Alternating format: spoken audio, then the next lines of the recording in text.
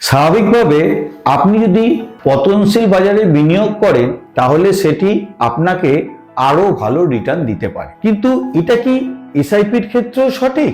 আসুন, আজ আমি শুভম নাথ আপনাদের জন্য এনেছি হোয়াইটক মিউচুয়াল ফান্ডের একটি খুবই আকর্ষণীয় গবেষণা, যেখানে দেখানো হয়েছে যে দীর্ঘ মেয়াদে বিনিয়োগ বাজারের সময় ধরে রাখার চেয়ে বিনিয়োগ দেরি করে শুরু করাটা আসলে বেশি ক্ষতিকর। আপনারা একবার ভেবে দেখুন, ঈশ্বর আপনাকে যদি সেরকম জাদুকরী ক্ষমতা দিতেন যে বাজারের নিচের স্তর ভবিষ্যৎবাণী করার, তাহলে কি ভালোটাই না হতো। ফেব্রুয়ারি 2000 সাল, যখন সেন্সেক্স ছিল 6300, তখন আপনি বুদ্ধি খাটিয়ে এসআইপি শুরু না করে যখন বাজারের নিচের পর্যায়ে অর্থাৎ 2001 সালের সেপ্টেম্বর মাসে সেন্সেক্স যখন ছিল 2900, তখন আপনি এসআইপি শুরু করলেন। এই যে আপনি 19 মাসের দেরি করলেন, আপনি 1,90,000 কম বিনিয়োগ করলেন। কিন্তু দেখা গেছে ফেব্রুয়ারি 2000-এ যিনি শুরু করেছিলেন এসআইপি, তার বর্তমান বাজার মূল্য 2,22 লক্ষ টাকা, যেখানে সেপ্টেম্বর 2001-এ শুরু করা এসআইপির বর্তমান মূল্য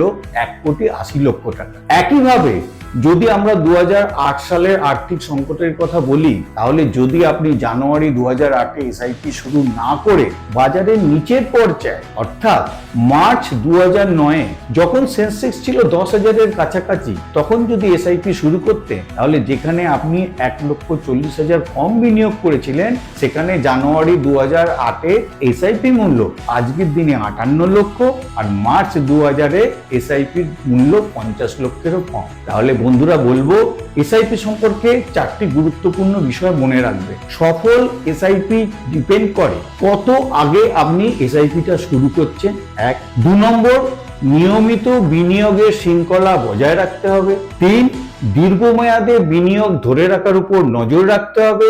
এবং পরিশেষে 4, কোন তারিখে কত ঘন ঘন বাজারের কোন পর্যায়ে বিনিয়োগ করা হচ্ছে তার উপর নজর রাখতে হবে। Fund investments are subject to market risk. Read all scheme-related documents carefully.